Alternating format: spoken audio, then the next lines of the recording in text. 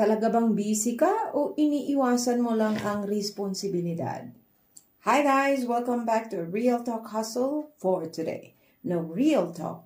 Hindi lahat ng busy ay productive. Minsan busy ka lang kasi iniiwasan mo yung isang bagay na alam mong kailangan mong gawin. Scroll dito, distract doon, sabihin mong mamaya na. Pero ang totoo, takot kang harapin yung responsibility ng next level mo. Now, hard truth, hindi ka inaantay ng future mo. Now, here are 3 practical reality checks. Number 1, ilista mo yung task na pinaka-iniiwasan mo. Malamang, yan ang magbabago ng buhay mo.